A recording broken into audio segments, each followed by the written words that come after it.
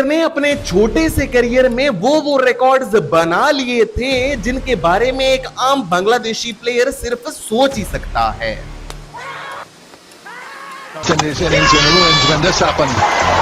आज आप जो स्पिनर्स को न्यू बॉल के साथ बॉलिंग करते हुए देखते हैं, उसकी शुरुआत इसी प्लेयर ने ही की थी। इसने अपनी घूमती हुई गेंदों से साउथ अफ्रीका को नचाया, न्यूजीलैंड को घुटनों पर लाया और इंडिया को तो ओडीआई वर्ल्ड कप से बाहर का रास्ता दिखाया।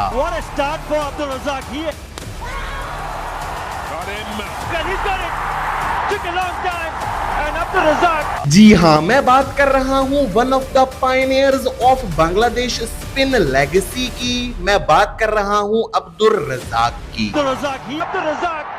And it's all over for South Africa.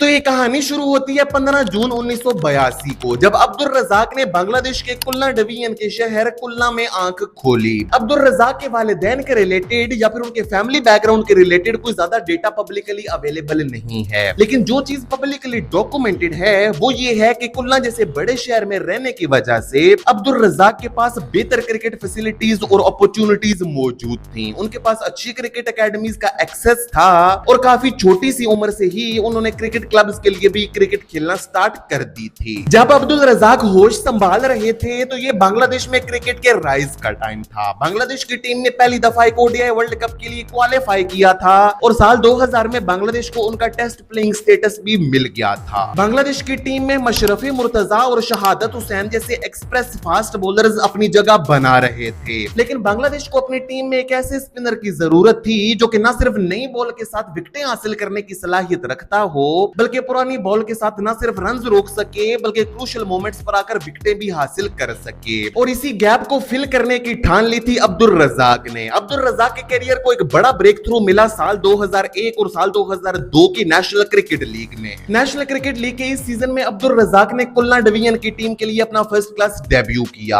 अब अब्दुल रज़ाक उन प्लेयर्स में से नहीं थे जो कि अपने पहले ही डोमेस्टिक सीजन में एक ब्लॉकबस्टर परफॉर्मेंस देकर बांग्लादेश की टीम में आ जाएं, बल्कि वो अपनी परफॉर्मेंसेस को आहिस्ता आहिस्ता कंपाइल करते जा रहे थे, अपनी स्किल्स को मजीद इंप्रूव कर रहे थे और डोमेस्टिक क्रिकेट में अच्छी से अच्छी परफॉर्मेंसेस देने की कोशिश कर रहे थे। और इसी चीज में ही अब्दुल रज़ाक को 3 साल लग गए थे। फाइनली साल 2004 में डोमेस्टिक क्रिकेट में उनकी अच्छी परफॉर्मेंसेस को देखते हुए बांग्लादेश क्रिकेट बोर्ड ने उन्हें बांग्लादेश ए टीम के लिए सिलेक्ट कर लिया। साल 2004 में जिम्बाब्वे ए की टीम ने बांग्लादेश के टूर पर आना था 5 मैचेस की ओडीआई सीरीज खेलने के लिए। इस सीरीज के तीसरे ओडीआई मैच में अब्दुल रज़ाक ने वो कारनामा कर दिखाया जो कि उनसे पहले कोई भी बांग्लादेशी प्लेयर नहीं कर पाया था। उन्होंने जिम्बाब्वे ए के अगेंस्ट अपने 8 ओवर्स के स्पेल में 17 रन देकर 7 विकेटें हासिल कर ली। लगातार 3 साल से वो डोमेस्टिक क्रिकेट में अच्छी परफॉर्मेंसेस तो दे रहे थे और उनकी ये performance icing on the cake साबित हुई और साल 2004 के एशिया कप के लिए अब्दुल रज़ाक को बांग्लादेश की स्क्वाड का हिस्सा बना लिया गया। साल 2004 के एशिया कप में अब्दुल रज़ाक ने हांगकांग के अगेंस्ट अपना ओडीआई डेब्यू किया, लेकिन ओडीआई डेब्यू पर वो कोई बड़ी परफॉर्मेंस नहीं दे पाए। अभी अब्दुल रज़ाक ने अपना ओडीआई कैरियर शुरू ही किया था कि उन पर एक कयामत गुजर गई, जब साल 2004 में ही पाकिस्तान के अगेंस्ट एक ओडीआई मैच के दौरान अंपायर्स और मैच रेफरी ने अब्दुल रज़ाक के एक्शन को इल्लीगल करार दे दिया।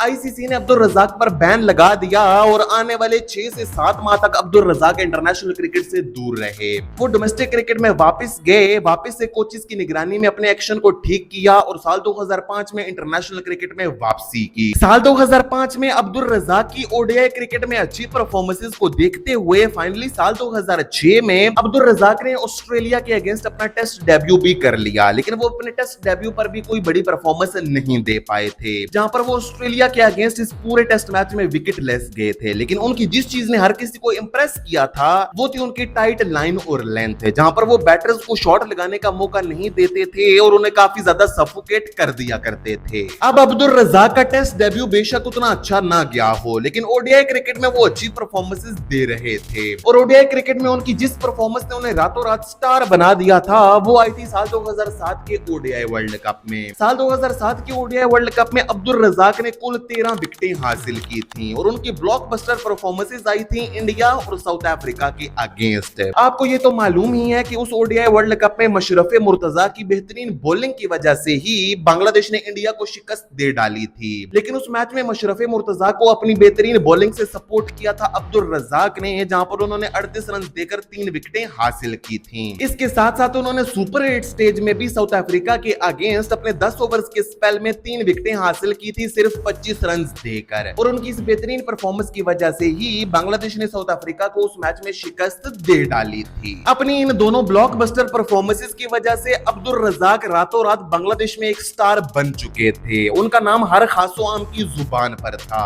लेकिन फिर साल 2008 में एक दफा फिर अब्दुल रज़ाक पर कयामत गुजरी, जब आईसीसी ने एक दफा फिर साल 2008 में उनके एक्शन को इलीगल करार देते हुए उन्हें सस्पेंड कर दिया। लेकिन अब्दुल रज़ाक ने हार नहीं मानी, उन्होंने अपने एक्शन को ठीक किया और साल 2009 में एक दफा फिर इंटरनेशनल क्रिकेट में वापसी की। और इस बेहतरीन तरीके से वापसी की कि उन्होंने बांग्लादेश को एक हिस्टोरिक माइलस्टोन ही अचीव करवा दिया, जहां पर जुलाई 2009 में बांग्लादेश ने वेस्ट इंडीज के अगेंस्ट वेस्ट इंडीज में जाकर एक ओडीआई सीरीज खेली। इस सीरीज के पहले ओडीआई मैच में अब्दुल रज़ाक ने 4 विकेटें हासिल की और कुल मिलाकर इस सीरीज के 3 ओडीआई मैचेस में अब्दुल रज़ाक ने 6 विकेटें हासिल की और बांग्लादेश को वेस्ट इंडीज के अगेंस्ट एक हिस्टोरिक ओडीआई सीरीज भी जितवा दी। जुलाई 2009 में वेस्ट इंडीज को अपना शिकार बनाने के बाद अब्दुल रज़ाक ने अपना अगला शिकार बनाया जिम्बाब्वे को, जहां पर अक्टूबर 2009 में जिम्बाब्वे के अगेंस्ट एक ओडीआई मैच में अब्दुल रज़ाक ने 5 विकेटें हासिल की अपने 10 ओवर्स में सिर्फ 29 रन देकर। लेकिन साल 2009 की अब्दुल रज़ाक की ये परफॉर्मेंस तो सिर्फ एक ट्रेलर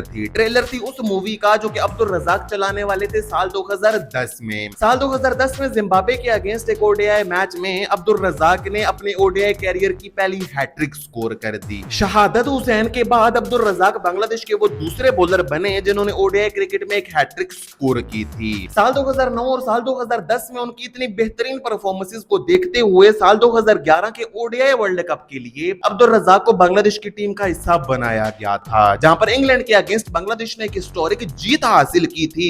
उसमें अब्दुल रज़ाक ने एक बहुत ही इकोनॉमिकल स्पेल डाला था, जहां पर उन्होंने 10 ओवर्स में सिर्फ 32 रन दिए थे और 1 विकेट भी हासिल की थी। और पूरे ओडीआई वर्ल्ड कप 2011 में जहां पर बांग्लादेश के बाकी बॉलर्स स्ट्रगल कर रहे थे, वहीं पर अब्दुल रज़ाक ने एक बेहतरीन इकोनॉमी के साथ 8 विकेटें हासिल की थी। साल 2011 के ओडीआई वर्ल्ड कप में इंग्लैंड जैसे जॉइंट को हराने के बाद साल 2012 के एशिया कप में भी बांग्लादेश ने ब्लॉकबस्टर परफॉर्मेंसेस दी थी और इन परफॉर्मेंसेस में भी अब्दुल रज़ाक का एक बड़ा हाथ था, जहां पर उन्होंने एशिया कप 2012 में इंडिया और श्रीलंका के अगेंस्ट बेहतरीन परफॉर्मेंसेस दी थी और बांग्लादेश की टीम को एशिया कप के फाइनल में पहुंचाया था। और फाइनल में भी उन्होंने पाकिस्तान के अगेंस्ट एक सफोकेटिंग स्पेल किया था और अपने 10 ओवर्स में 26 रन देकर 2 विकेटें हासिल की थी। लेकिन अनफॉर्चुनेटली वो बांग्लादेश को वो एशिया कप फाइनल जिता नहीं पाए थे। इन गुज़श्ता 3 सालों में अब्दुल रज़ाक लिटरली अपने करियर की पीक पर पहुंच चुके थे, लेकिन अभी उन्होंने एक और माइलस्टोन अचीव करना था और वो किया उन्होंने साल 2013 में, जहां पर मार्च 2013 में श्रीलंका के अगेंस्ट एक ओडीआई मैच में अब्दुल रज़ाक ने 5 विकेटें हासिल की और इन्हीं 5 विकेटों के साथ ही अब्दुल रज़ाक बांग्लादेश के वो पहले बॉलर बने जिन्होंने ओडीआई क्रिकेट में 200 विकेटें हासिल की थी। मार्च 2013 में बॉल के साथ इतना बड़ा माइलस्टोन अचीव करने के बाद अक्टूबर 2013 में अब्दुल रज़ाक ने एक दफा फिर जिम्बाब्वे को अपने निशाने पर रखा, लेकिन इस दफा बॉल के साथ नहीं बल्कि बैट के साथ, जहां पर उन्होंने जिम्बाब्वे के अगेंस्ट अपने ओडीआई कैरियर की पहली 50 भी स्कोर कर दी। लेकिन अनफॉर्चुनेटली साल 2013 ही अब्दुल रज़ाक के कैरियर का एंड भी साबित हुआ, क्योंकि साल 2014 में अब्दुल रज़ाक की ओडीआई क्रिकेट में परफॉर्मेंस में डिप आना शुरू हो चुका था और वो टेस्ट क्रिकेट में भी उतना अच्छा नहीं कर पा रहे थे। और ऊपर से शाकिब अल हसन और ताइजुल इस्लाम जैसे लेफ्ट ऑफ स्पिनर्स बांग्लादेश की टीम में बड़ी ही तेजी से अपनी जगह बना रहे थे। और फाइनली साल 2014 में बांग्लादेश क्रिकेट बोर्ड ने अब्दुल रज़ाक को बांग्लादेश की टीम से ऐसा ड्रॉप किया कि फिर कभी भी अब्दुल रज़ाक बांग्लादेश की टीम में वापस ना आ सके। अब ऐसा भी नहीं था कि वो डोमेस्टिक क्रिकेट में अच्छी परफॉर्मेंसेस नहीं दे रहे थे, वो अच्छी परफॉर्मेंसेस दे रहे थे और इसका एक बहुत बड़ा सबूत ये था कि साल 2017 में अब्दुल रज़ाक बांग्लादेश के वो पहले बॉलर बने जिसने फर्स्ट क्लास क्रिकेट में 500 विकेटें हासिल की थी। उसके बाद उन्होंने साल 2019 में 600 विकेटों का माइलस्टोन भी अचीव कर लिया। लेकिन अब बांग्लादेश क्रिकेट बोर्ड ने यह फैसला कर लिया था कि उन्हें बांग्लादेश की टीम में वापस नहीं लाना और वो वापस भी नहीं लाए। फाइनली साल 2021 में अब्दुल रज़ाक ने 39 साल की उम्र में क्रिकेट के तमाम फॉर्मेट से रिटायरमेंट का ऐलान कर दिया।